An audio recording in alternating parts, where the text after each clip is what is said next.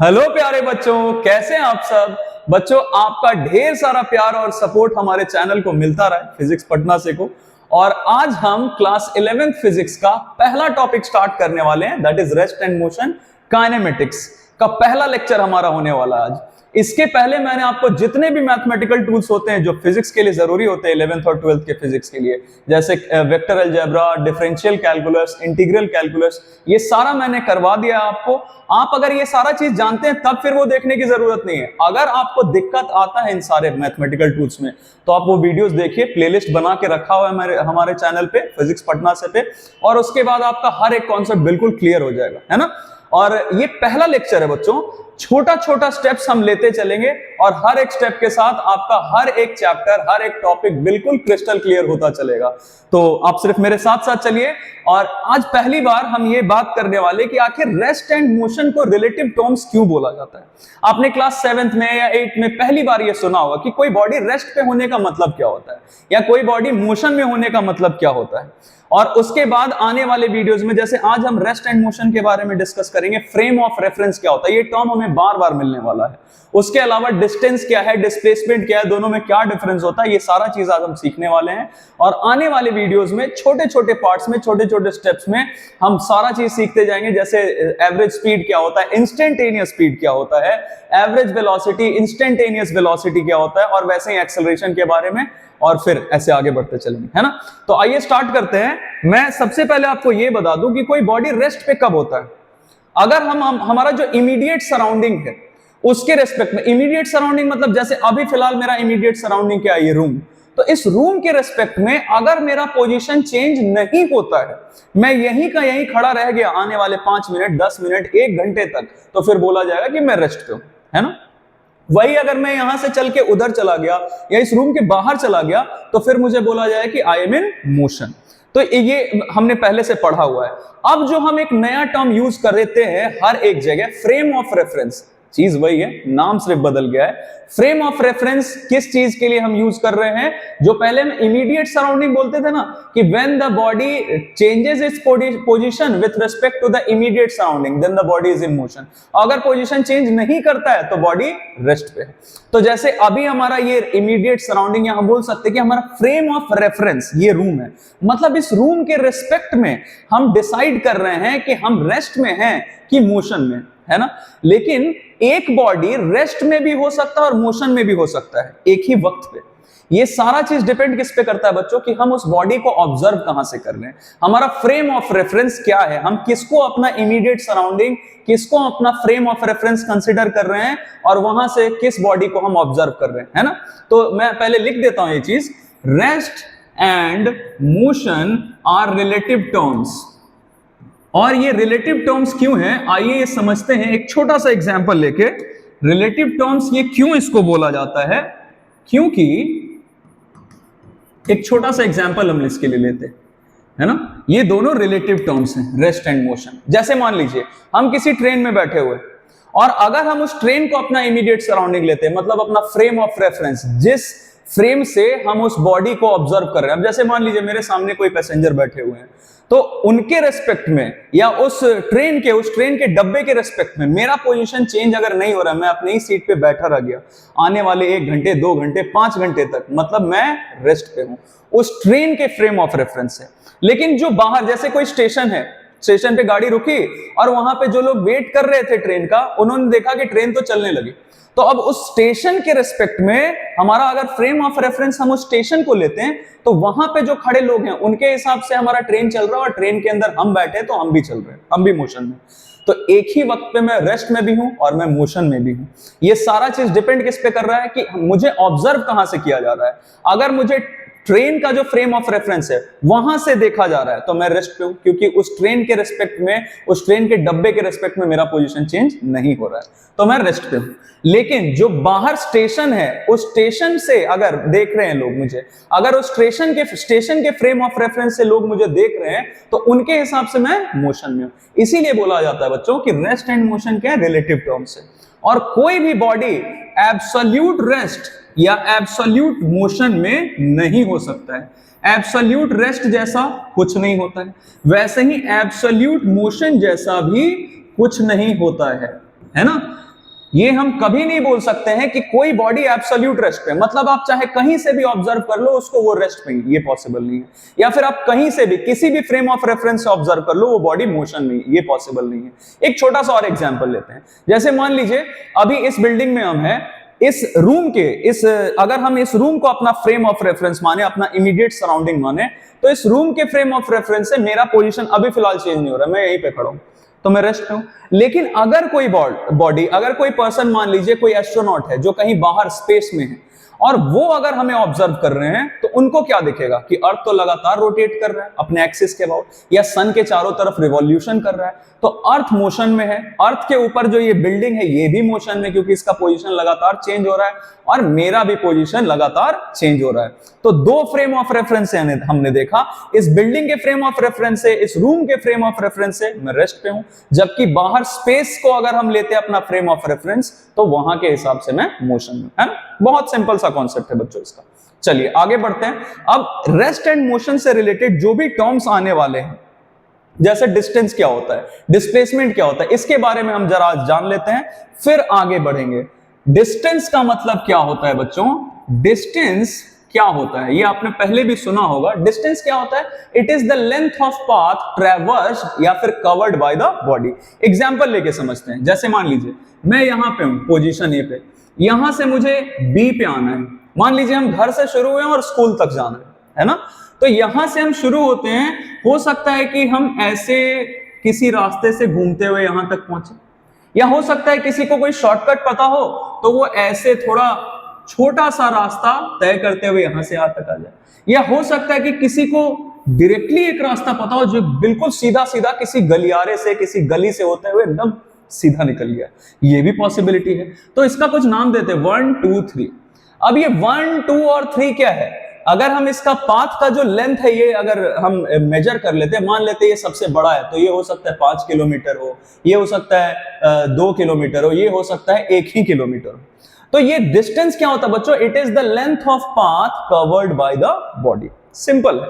Distance कैसा quantity होता है? स्केलर क्वांटिटी होता है, क्योंकि डिस्टेंस में हमें सिर्फ क्या चाहिए होता है? सिर्फ मैग्नीट्यूड, सिर्फ वैल्यू चाहिए होता है। डिस्टेंस में डायरेक्शन जैसा कुछ भी नहीं चाहिए होता हमें, इसीलिए स्केलर क्वांटिटी है ना। और डिस्टेंस को हम वैसे ही ऐड करते आएंगे जैसे आप बचपन से करते आए। जैसे आपको बोला जाए कि कोई बॉडी यहां से 10 किलोमीटर गया, फिर वहां से 2 किलोमीटर गया, फिर वहां से 5 किलोमीटर गया, तो आप डायरेक्टली क्या कर सकते हैं? 10 + 2 + 5, मतलब टोटल डिस्टेंस कवर्ड क्या हो गया, ट्रेवल्ड क्या हो गया? 17 किलोमीटर। ये तो बिल्कुल सिंपल है, आपने पहले से पढ़ रखा है। डिस्प्लेसमेंट क्या होता है? डिस्प्लेसमेंट कैसा क्वांटिटी है आपको पता होगा। डिस्प्लेसमेंट को हम जनरली ऐसे डिनोट करते हैं एस, और ऊपर ये एरो दे दिया जाता है। एरो जहां पे भी आपको दिखा, मतलब वो कैसा क्वांटिटी है? वेक्टर क्वांटिटी है, क्योंकि एरो हमें बताता है कि इसमें डायरेक्शन भी है। और ये डिस्टेंस को हम जनरली सिर्फ एस से या डी से डिनोट करते हैं, इसके ऊपर कोई एरो वगैरह नहीं है, मतलब ये कैसा क्वांटिटी है? Scalar quantity. अब देखिए डिस्प्लेसमेंट का हमारा दो पार्ट्स है, दो कंपोनेंट्स है। पहला क्या है? पहला उसका मैग्नीट्यूड और दूसरा उसका डायरेक्शन। तो पहले मैग्नीट्यूड के बारे में अगर सिर्फ बात करें कि तो मैग्नीट्यूड क्या होता है, देखिए मैग्नीट्यूड क्या है? It is the shortest distance between the initial and the final position. जैसे ये हमारा इनिशियल पोजीशन है, यहां से हम शुरू हो रहे थे और हमें जाना कहां तक है? यहां तक। ये हमारा फाइनल पोजीशन है। तो इनिशियल से लेके फाइनल पोजीशन तक के बीच का जो शॉर्टेस्ट डिस्टेंस होता है ना बच्चों, उसी को हम क्या बोलते हैं कि ये डिस्प्लेसमेंट का मैग्नीट्यूड है। तो मैं लिख देता हूं shortest distance between the initial and final position. ये सबसे छोटा डिस्टेंस है, तो उसको हम बोलते हैं कि डिस्प्लेसमेंट है। अब जैसे ये 2 या 1 डिस्प्लेसमेंट नहीं हो सकता था, डिस्प्लेसमेंट का मैग्नीट्यूड क्या हो सकता है? ये हो सकता है, जो हमारा थर्ड वाला था पाथ। ओके, अब मैग्नीट्यूड तो हो गया। डायरेक्शन के बारे में देखते हैं। डायरेक्शन किधर से किधर आपको दिख रहा होगा? From A to B. मतलब डायरेक्शन हम कैसे बताएंगे इसका? डायरेक्शन कैसे हो गया? From initial towards final position, from initial towards final position, है ना। ये हो गया हमारा डायरेक्शन। अब ये कंप्लीट इंफॉर्मेशन हो गया बच्चों, डिस्प्लेसमेंट के बारे में एक कंप्लीट इंफॉर्मेशन हो गया। हमने मैग्नीट्यूड भी बता दिया और डायरेक्शन भी बता दिया। अब आपको हो सकता है कि डिस्टेंस और डिस्प्लेसमेंट में कंपैरिजन करने बोला जाए, डिफरेंस बताने बोला जाए, तो सबसे पहला डिफरेंस क्या आ जाएगा मैं आपको बताता हूं। देखिए डिस्टेंस जो है ना, ये मैं इधर लिख देता हूं जरा, डिस्टेंस या तो इक्वल हो सकता है डिस्प्लेसमेंट के, मैग्नीट्यूड अगर सिर्फ ले रहे हैं तो डिस्टेंस और डिस्प्लेसमेंट का मैग्नीट्यूड या तो इक्वल हो सकता है, या फिर हो सकता है कि डिस्टेंस डिस्प्लेसमेंट से बड़ा है। ये दो पॉसिबिलिटी है, ये हो सकता है। डिस्टेंस या तो ज्यादा से ज्यादा होगा तो क्या होगा, इक्वल हो जाएगा। जैसे यहां आपको दिख रहा होगा कि ये जो थर्ड वाला पार्ट हमने लिया था, रास्ता लिया था, इसमें डिस्टेंस और डिस्प्लेसमेंट दोनों का मैग्नीट्यूड क्या होगा, सेम होगा। या फिर बाकी से अगर हम कंपेयर करें तो बाकी में आपको दिख रहा हो कि 1 वाला पाथ अगर लेते हैं और 3 से कंपेयर करते हैं तो ये डिस्टेंस का जो मैग्नीट्यूड है ये डिस्प्लेसमेंट के मैग्नीट्यूड से ज्यादा होता है। लेकिन ये कभी पॉसिबल नहीं होगा कि डिस्टेंस का मैग्नीट्यूड डिस्प्लेसमेंट के मैग्नीट्यूड से कम हो जाए, ये कभी पॉसिबल नहीं है ना। ज्यादा से ज्यादा हो सकता है तो डिस्टेंस और डिस्प्लेसमेंट का मैग्नीट्यूड इक्वल हो सकता है। और क्या क्या डिफरेंस हो सकता है, देखिए जैसे डिस्टेंस कैसा क्वांटिटी है, स्केलर क्वांटिटी है, और डिस्प्लेसमेंट कैसा क्वांटिटी है, ये वेक्टर क्वांटिटी है ना। तीसरा चीज क्या हो सकता है, डिस्टेंस कभी भी नेगेटिव या जीरो नहीं हो सकता है। अगर जैसे डिस्टेंस में क्या है, distance is a scalar quantity, तो उसका कोई डायरेक्शन है ही नहीं। तो अगर आपसे बोला गया, मैं जरा इसको आपको समझा देता हूं, कोई बॉडी ए से शुरू हुआ और बी तक गया, तो हमसे अगर बोला गया कि डिस्टेंस का जो हमारा मैग्नीट्यूड है वो जीरो हो सकता है क्या, नहीं। जैसे मान लीजिए ए से बी तक गए 2 किलोमीटर, फिर बी से ए तक आ गए फिर से 2 किलोमीटर, तो टोटल डिस्टेंस कितना हो गया, 2 + 2, that is distance is 4 kilometre. लेकिन इसी की जगह अगर हम डिस्प्लेसमेंट लेते तो डिस्प्लेसमेंट आपको पता है क्या होता है, shortest distance between initial and final position. तो अगर हम यहां से शुरू हुए तो ये हमारा इनिशियल पोजीशन था, यहां से यहां तक गए और फिर यहीं पे आ गए, तो हमारा फाइनल पोजीशन भी क्या हो गया, ए ही हो गया ना। तो shortest distance between initial and final position क्या हो गया, 0 हो गया। तो डिस्प्लेसमेंट 0 हो सकता है। लेकिन अगर हम यहां पे नहीं रुकते और यहां से और पीछे जाने लगते हैं, तो अगर इस वाले डायरेक्शन को हम पॉजिटिव ले रहे हैं तो ये वाला डायरेक्शन ऑपोजिट हो गया, मतलब नेगेटिव हो गया। तो डिस्प्लेसमेंट में सारा पॉसिबिलिटी है बच्चों, डिस्प्लेसमेंट या तो पॉजिटिव भी हो सकता है, या नेगेटिव भी हो सकता है, या 0 भी हो सकता है। लेकिन डिस्टेंस हमेशा ही क्या होगा, पॉजिटिव होगा। डिस्टेंस कभी भी 0 या फिर नेगेटिव नहीं हो सकता है। अब आइए इससे रिलेटेड हम कुछ क्वेश्चंस करते हैं जिससे हमारा कॉन्सेप्ट और अच्छा हो जाए और हमसे कैसे कैसे क्वेश्चंस पूछे जाते हैं हमें इसका आइडिया मिल जाए। जैसे देखिए, मान लेते हैं कोई एक बॉडी है जो यहां से चलना शुरू करता है टुवर्ड्स नॉर्थ, और ये चलता है ऐसे 50 मीटर नॉर्थ डायरेक्शन में चलता है। फिर यहां से ये चलना शुरू होता है और मान लीजिए कि ये 40 मीटर ये चला जाता है वेस्ट में, और फिर यहां से ये आ जाता है साउथ डायरेक्शन में, मान लेते हैं 20 मीटर आ जाता है साउथ डायरेक्शन में, यहां आ गया ये। अब ये हम पोजीशन का कुछ नाम ले लेते हैं। ये हमारा पहला क्वेश्चन है बच्चों, इसके हेल्प से मैं आपको ये समझाना चाहता हूं कि अगर हमसे डिस्टेंस और डिस्प्लेसमेंट फाइंड करने बोला गया क्वेश्चन में तो हम क्या करते हैं। ये देखिए, ए से चलना शुरू हुआ, यहां तक आया, फिर यहां तक आया और फिर यहां तक आया, तो बी है, मान लेते हैं ये बी है, ये हमारा फाइनल पोजीशन है। तो अगर डिस्टेंस पूछा गया तब तो कोई दिक्कत ही नहीं, हम डायरेक्टली क्या करेंगे, 50 + 40 + 20 दैट इज 110। तो हमारा डिस्टेंस तो डायरेक्टली पता चल गया। डिस्टेंस क्या हो गया, तीनों को ऐड कर दिया, मतलब 110 मीटर हो गया हमारा distance. But what about displacement, displacement कैसे पता करेंगे। तो डिस्प्लेसमेंट क्या होता है बच्चों, it is the shortest distance between the initial and the final position. ये रहा हमारा इनिशियल पोजीशन और ये बी क्या है, हमारा फाइनल पोजीशन। तो देखिए, तो क्या कर सकते हैं, हमें पहले इसके बारे में 2 चीज बताना पड़ेगा। डिस्प्लेसमेंट अगर फाइंड करना तो 2 चीज बताना पड़ेगा, पहले इसका मैग्नीट्यूड क्या है और दूसरा इसका डायरेक्शन क्या है। तो पहले मैग्नीट्यूड पे आ जाते हैं। अब जैसे देखिए, यहां से मैं क्या करता हूं, यहां से एक परपेंडिकुलर ड्रॉप किया इस पे, ये वाले, ये हमारा जो पार्ट है इसका हम कुछ नाम लेते हैं, जैसे ये ए बी, ये मान लेते हैं सी और ये डी, और ये वाला पॉइंट को हम मान लेते हैं कि ये जो हमारा पॉइंट है ये है ई। अब देखिए, आपको दिख रहा होगा कि ये एक रेक्टेंगल बन रहा है, बी सी डी ई, ये एक रेक्टेंगल बन रहा है। तो अगर ये 20 है तो ये वाला पार्ट भी क्या हो जाएगा, 20। अब ये पूरा था 50, तो ये 20 है, तो ये पार्ट क्या हो जाएगा, मैं जरा इसको हटा देता हूं, ये वाला पार्ट जो है हमारा यहां से लेके यहां तक, ये क्या हो जाएगा, 30 मीटर। ये 20 मीटर तो ये 30 मीटर। अब आपको बिल्कुल क्लियरली दिख रहा होगा कि ये रेक्टेंगल है तो ये 40, तो ये वाला पार्ट भी 40। तो हम ये राइट एंगल ट्राइंगल हमें दिख रहा है बच्चों, ये परपेंडिकुलर ड्रॉप किया ना, तो ये राइट एंगल ट्राइंगल आपको दिख रहा होगा कि ये बेस, ये परपेंडिकुलर और ये हाइपोटेन्यूज। तो हम इसका मैग्नीट्यूड तो आसानी से फाइंड कर सकते हैं। मैग्नीट्यूड के लिए क्या करेंगे, इन ट्राइंगल, कौन सा ट्राइंगल है, ए बी ई, तो ट्राइंगल ए बी ई में हम क्या लिख सकते हैं, A B square will be equal to what, A E square plus B E square.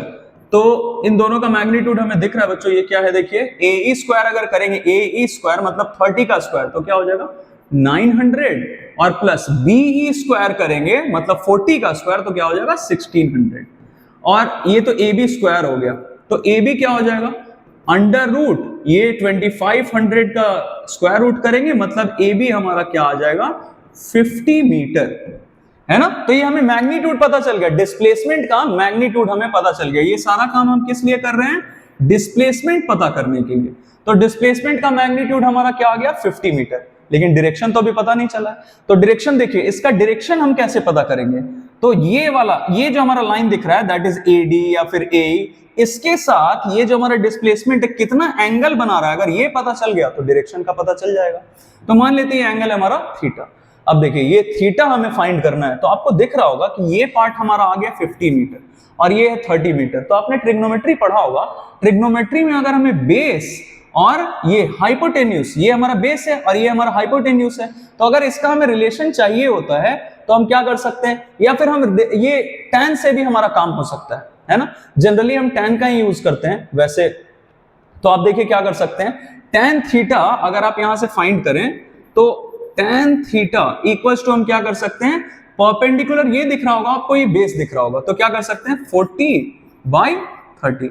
ये सारा चीज बच्चों मैंने आपको बताया हुआ है ऑलरेडी, जो हमारा वेक्टर अलजेब्रा का वीडियो है उसमें ये सारा चीज बताया हुआ है कि डायरेक्शन कैसे पता करते हैं। तो ये जो हमारा डायरेक्शन है, इसका मतलब ये थीटा का वैल्यू फाइंड करने के लिए हम क्या कर सकते हैं, tan theta is equal to perpendicular by base that is 40/30, तो ये आ गया 4/3। तो यहां से थीटा का वैल्यू आप फाइंड करने के लिए क्या कर सकते हैं, थीटा इक्वल टू हो जाएगा tan इनवर्स, ऐसे लिखते हैं tan इनवर्स 4/3, है ना। तो ये तो हमारा ये कंप्लीट इंफॉर्मेशन हो गया डिस्प्लेसमेंट के बारे में। एक और क्वेश्चन लेते हैं बच्चों, जैसे मान लीजिए हमारे पास कोई एक बॉडी ए है, यहाँ पे ये यहां से चलना शुरू हुआ और एक सेमी सर्कुलर आर्क बनाते हुए यहां पे आ गया पोजीशन बी पे।